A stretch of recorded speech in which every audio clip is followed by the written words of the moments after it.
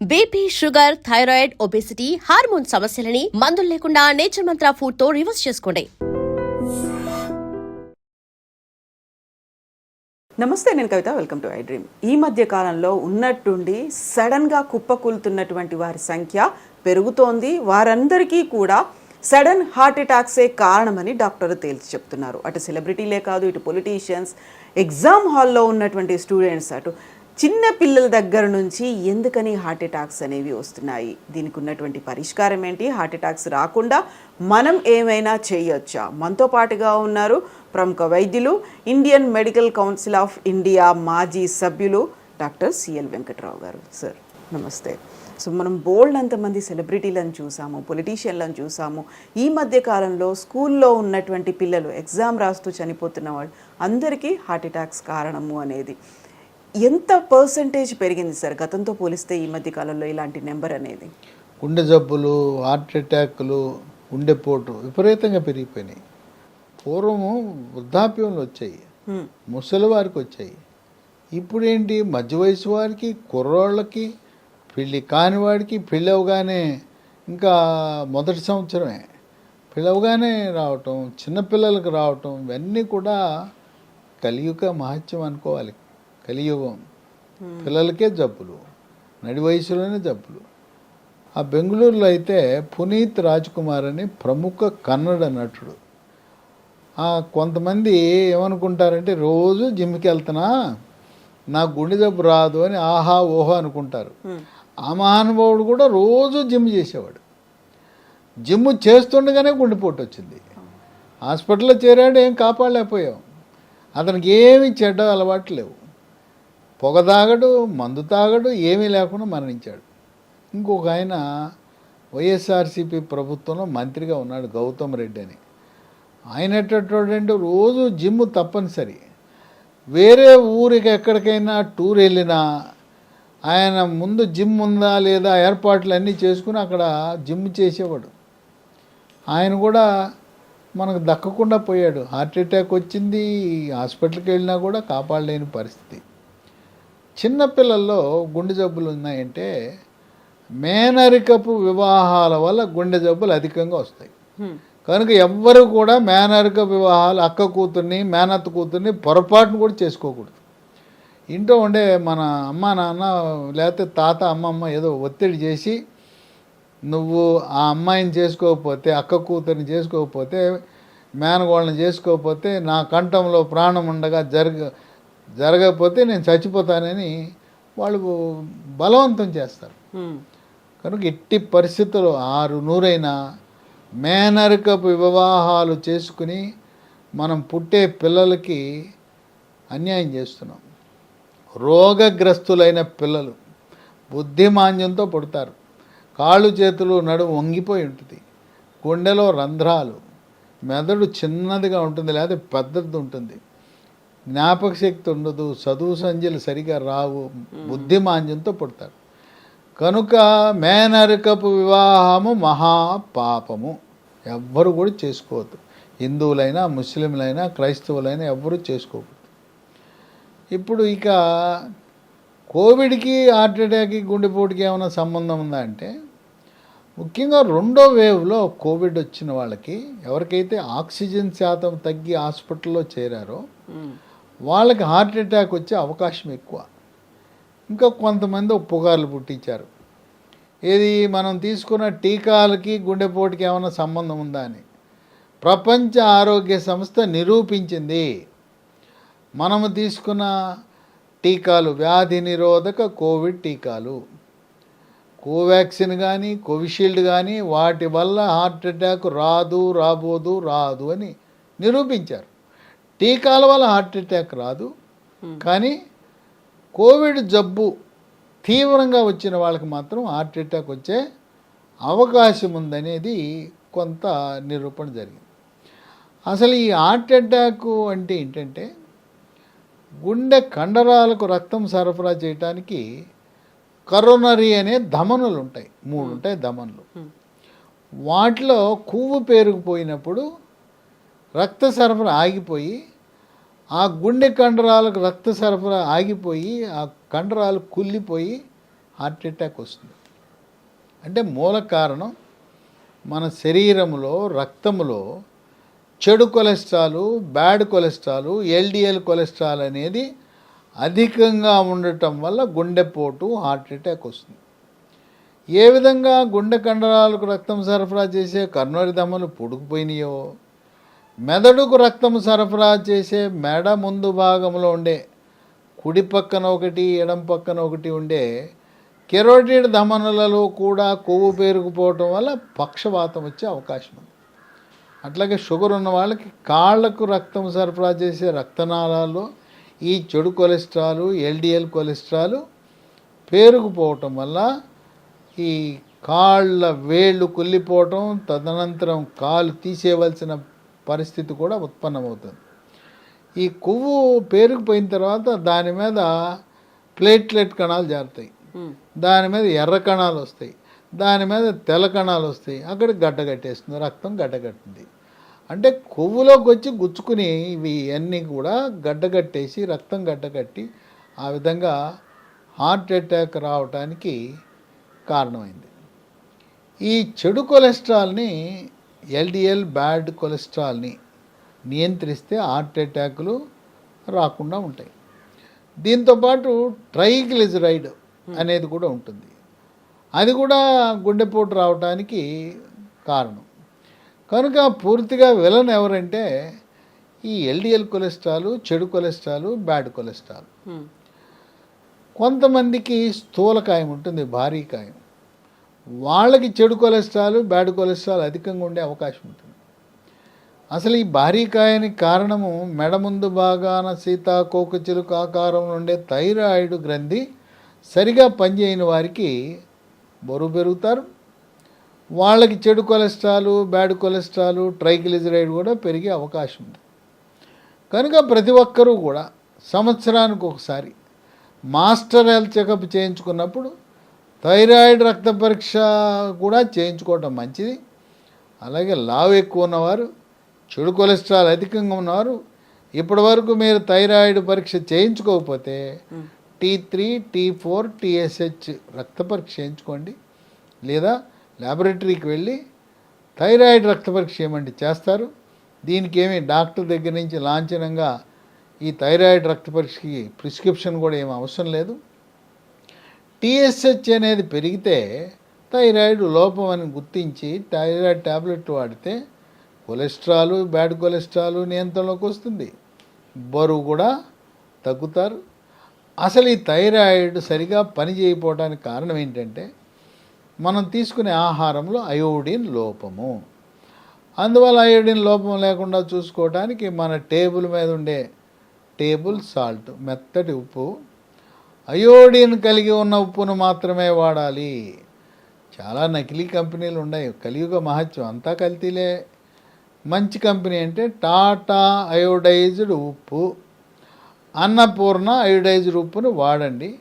Iodine కలిగి ఉన్న ఉప్పును వాడితే థైరాయిడ్ సమస్యలు వచ్చే అవకాశం తక్కువ.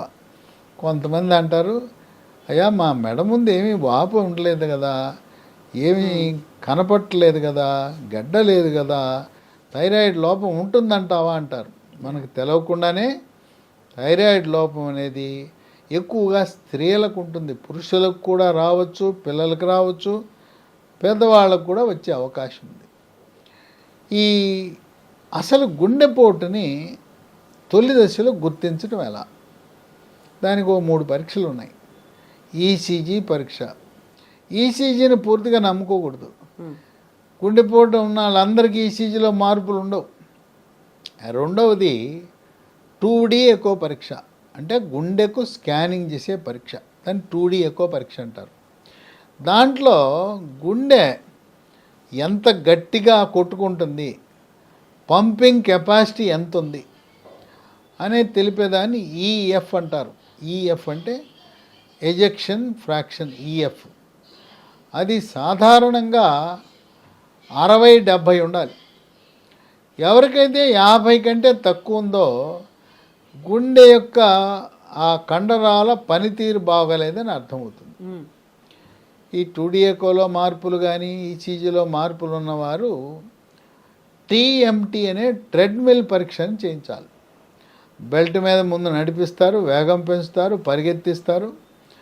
ఆ టీఎంటీ ట్రెడ్మిల్ పరిగెత్తే పరీక్షలో ఏమైనా మార్పులు గమనిస్తే యాంజియోగ్రామ్ అనే పరీక్ష చేయించుకోమని గుండె డాక్టర్ సలహా ఇస్తారు. ఇప్పుడులో యాంజియోగ్రామ్ అంటే చాలా సులభతరమైంది. పూర్వకాలం అయితే ఈ గజ్జల్లో గుచ్చేవారు, గుచ్చి ఓ రోజంతా పడుకోబెట్టేవారు ఐసీయూలో, తర్వాత ఒక ఇసుక మూట పెట్టేవారు. ఇప్పుడు అవన్నీ పోయినాయి. అసలు గజ్జలో గుచ్చాల్సిన పని లేదు. ఎడమ చేతికి రేడియల్ ధమని అంటుంది, దాని ద్వారా చేసేస్తున్నారు.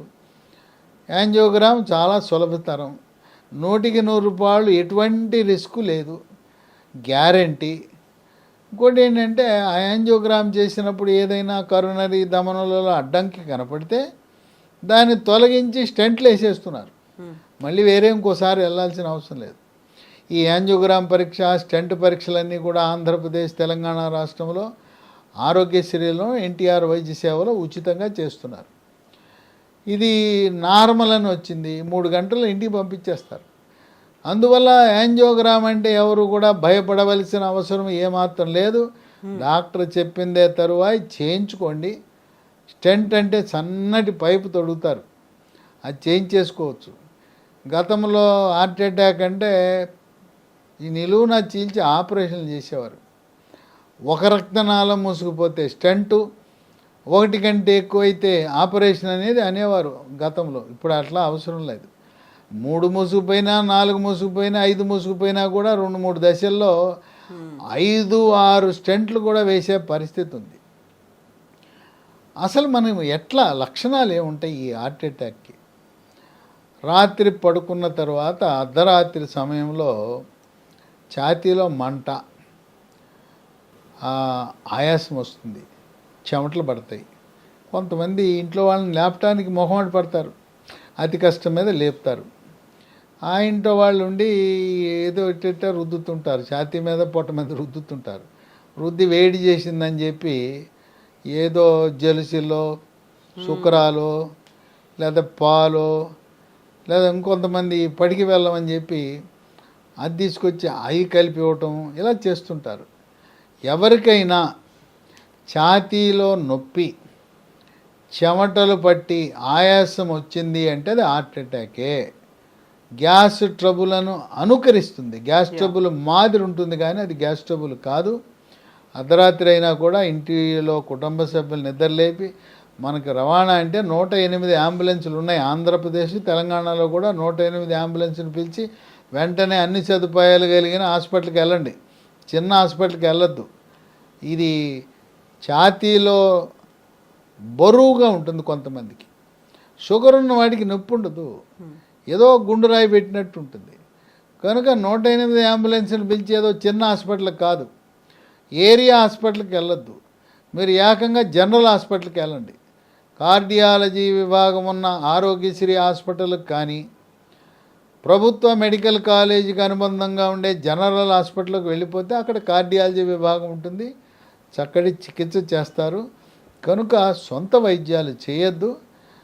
కొంతమంది ఇంట్లో ఆ సార్బిట్రేట్ ట్యాబ్లెట్ ఉంటుంది, హాస్పిటల్కి చేరే వరకు నాలుక కింద Sorbitrate 10 milligram, SORBITRATE 10 milligram tablet నాలుగు కింద పెడితే కొంత ఉపశమనం వస్తుంది. అంటే కొంత సమయాన్ని మనము కొంత ఉపయోగపడుతుంది. కనుక ఎవరు కూడా ఇదేమి ముందు నష్టమో, ఈ హార్ట్ అటాక్లన్నీ కూడా తెల్లవారుజామున వస్తాయి. ఆ తెల్లవారుజామున అందరూ నిద్రలో మునిగిపోయిన సమయంలో కొంతమంది మొహమాట పడతారు. ఎవరు మొహమాట పడద్దు. మరీ ముఖ్యంగా షుగర్ ఉన్నవాళ్ళు, స్థూలకాయం ఉన్నవాళ్ళు, బీపీ ఉన్నవాళ్ళు, ఇలాంటి పరిస్థితి, ఛాతీలో నొప్పి, మంట, బరువు, చెమట, ఆయాసం. ఇంకో కొంతమందికి గాలి చాలని అభిప్రాయం ఉంటుంది. గాలి ఆటంలో కిటికీలు తెరువు, తలుపులు తెరువు, గాలి ఆటంలో ఫ్యాన్ వేయమంటాడు. ఇవన్నీ కూడా గుండెపోటుకి లక్షణాలు. తర్వాత ఈ కొలెస్ట్రాల్ నియంత్రించడానికి అలోపతి వైద్యంలో కెమికల్స్ ఉన్నాయి. కెమికల్స్తో చేసిన మందులు అటర్వా స్టాటిన్ అని ఉంది, రోజువా స్టాటిన్ అని ఉంది. అవి వాడుతున్నారు.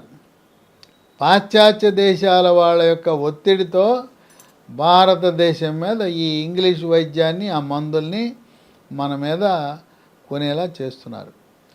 అవి తగ్గిస్తాయో కొలెస్ట్రాల్ని లేదో తెలియదు, కానీ వాటి వల్ల సైడ్ ఎఫెక్ట్స్ మాత్రం పిక్కలు పట్టేస్తాయి, కండరాలు పట్టేస్తాయి. చాలా ఖరీదైన మందులు.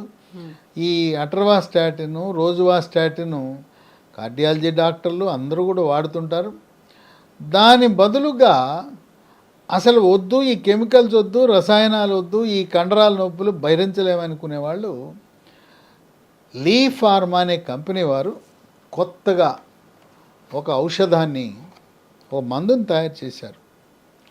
దీంట్లో ఏ కెమికల్స్ ఉండవు, అన్నీ కూడా ప్రకృతిలో లభించే వస్తువులు, మన వంటింట్లో ఉండే వస్తువులే. వెల్లుల్లిపాయ ఉంటుంది, దీంట్లో పసుపు ఉంటుంది, మెంతులు ఉంటాయి, మిరియాలు ఉంటాయి, సోయా చిక్కుళ్ళు నుంచి అట్లాగే మన తౌడు నూనె, టమోటా, ఇవన్నీ కూడా ఏమి రసాయనాలు లేవు, మనకు ప్రకృతి ప్రసాదించిన వస్తువులు. వాటితో తయారు చేసే మందే లైఫోస్టెరాల్. దీన్ని లీ ఫార్మా కంపెనీ వాళ్ళు తయారు చేశారు.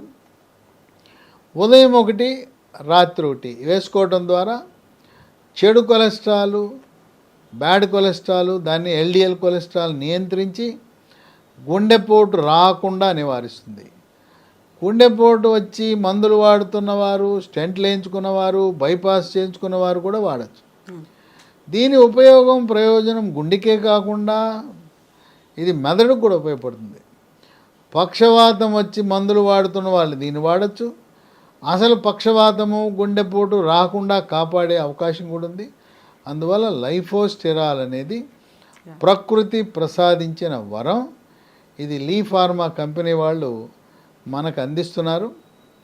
మరి ఇది వాడేటప్పుడు అది కూడా వాడాలంటే మీరు ఇప్పటికీ అటర్వా స్టాటిన్, రోజువా స్టాటిన్ వాడుతూ ఉంటే దాన్ని నిలుపుదల చేసి ఇది వాడుకోవచ్చు.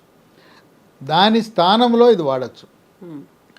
ఎల్డిఎల్ కొలెస్ట్రాల్, చెడు కొలెస్ట్రాల్ అపరిమితంగా పెరిగి ఉంటే, ట్రైగ్లిజరైడ్ అధికంగా ఉంటే రోజుకు 2తో ప్రారంభించి మళ్ళీ లిపిడ్ ప్రొఫైల్ టెస్ట్ చేయించి కొంత తగ్గితే 1 సరిపోతుంది.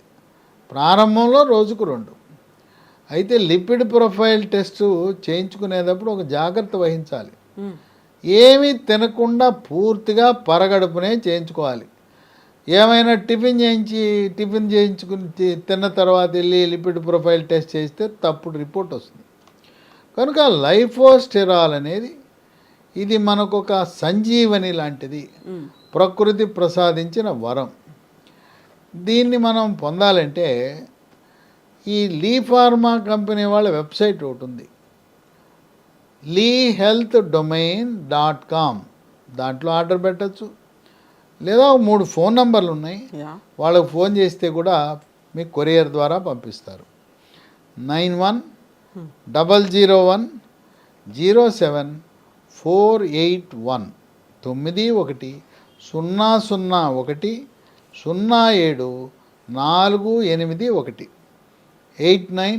8977030218 9502897374 అనేది 3వ నంబరు. కనుక నిశ్చింతగా హార్ట్ అటాక్ రాకుండా కాపాడటానికి, వచ్చిన తర్వాత మందులు కానీ స్టెంట్లు కానీ ఆపరేషన్ అయిన వాళ్ళకి, పక్షవాతం రాకుండా నివారించడానికి, పక్షవాతానికి వచ్చిన తర్వాత కాలు చెయ్యి బలహీనత వచ్చిన తర్వాత మందులు వాడుతున్నవారు, అలాగే కాళ్ళకి రక్త సరఫరా తగ్గి కాళ్ళ వేళ్ళు కుళ్ళిపోవటము, నల్లగా అవటము, లేదా ఒక కాలు మోకాలు కిందో మోకాలు పైన తీసివేసిన వారు, వారికి ఒక చక్కటి దివ్య ఔషధంగా మనం భావించవచ్చు. ఇది మిగతా అలోపతి మందులు, ఇంగ్లీష్ మందులు, గుండెకి, బీపీకి, షుగర్కి, ఆస్తమాకి, రకరకాల జబ్బులకు వాడుతున్న వాళ్ళు కూడా దీన్ని వాడచ్చు. దీనికి దానికి ఎటువంటి రియాక్షన్లు రావు. ఇవన్నీ మనం వంటింట ఉండే దినుసులతో తయారు చేసిన ఈ ఔషధం కనుక దీనికంటూ సైడ్ ఎఫెక్ట్స్ ఉండవు కనుక ఆ మందులు వేసుకున్న 5 నిమిషాలకి దీన్ని వాడచ్చు. లైఫోస్టెరాల్ వాడటం ద్వారా ఇటువంటి హార్ట్ అటాక్లు చిన్న వయసులోనే మధ్య వయసులోనే మనని దేవుని సన్నిధికి తీసుకెళ్ళే ఈ హార్ట్ అటాక్లు రాకుండా కాపాడటానికి ఎంతగానో ఉపయోగపడుతుంది. Yes doctor, thank you so much doctor. So ఈ లైఫోస్టిరాల్ మెడిసిన్స్ కావాలనుకునే వాళ్ళకి ఈ వీడియో కింద డిస్క్రిప్షన్లో కంప్లీట్ డీటెయిల్స్ ఉన్నాయి. దీంతో పాటుగా www.leehealthdomain.comలో కంప్లీట్ డీటెయిల్స్ ఉన్నాయి. అలాగే స్క్రీన్ మీద స్క్రోల్ అవుతున్నటువంటి నెంబర్స్ కూడా కాల్ చేయొచ్చు, మీ ఆర్డర్ని బుక్ చేసుకోవచ్చు. Thank you so much. And for more videos, Please subscribe to iDream. Please subscribe to iDream. Please subscribe iDream. And please subscribe to iDream. For more videos, subscribe to iDream. please like, share and subscribe to the channel. Congratulations, iDream. Subscribe to iDream. Subscribe to iDream. So subscribe to iDream Media. iDream ki iDream team andarki huge congratulations. Please subscribe iDream Media. Please subscribe to iDream. Subscribe iDream. Please subscribe to iDream. iDream అంటే నా కళల ఛానల్ను subscribe చేసుకున్నారు, నోరు తిరుగుతలేదు. మీరైతే గంట గుర్తు కొట్టండి. For more such videos, please subscribe to iDream. Subscribe to iDream. Please subscribe to iDream. Please subscribe iDream Media. Please do subscribe to iDream. Please subscribe to iDream Media. For best entertainment and information, please subscribe iDream. And don't forget to subscribe to iDream.